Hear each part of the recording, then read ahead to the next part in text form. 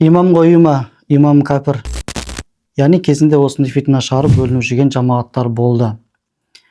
Жалпы енді фиқ бойынша алып қарайтын болсақ, мешітте екінші жамағат намаз оқу қаншалықты болады, қаншалықты болмайды. Енді Ханафи мазхабында екінші жамағат намазын оқу ол мәкрух болып табылады.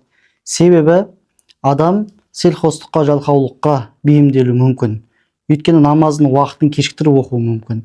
Қазір екінші жамағатқа намазға бара қоямын ғой деген сияқты бірінші жамағат намазға немесе азан айтылған уақытта мешітке асықпау сынды сондай әрекеттерге үйреніп кетуі мүмкін. Сол үшін де Ханафи мазхабында макрух, яғни тәнзихан болып табылады екінші жамағат намазын оқу. Бірақ батыс аймақта толыққанды тыйым салынған, оның өзіндік себептері бар. Жағдайға байланысты үкім өзгереді, білесіздер. Сол сияқты батыс аймақта жағдайға қарай үкім өзгерген. Өйткені 2011-2013 жылдар осы Атырау қаласында мынандай жамағаттар қалыптасты. Яғни мешіттің имамына ұюға болмайды, ол кәпір, өзіміз бөлек оқимыз деген сияқты сондай жамағат болды. Тіпті қамат айтылып жатқан кезде сыртта сондай жамағаттар өздері күтіп тұрады. Қаматтан кейін жамағатпен намаз оқылады.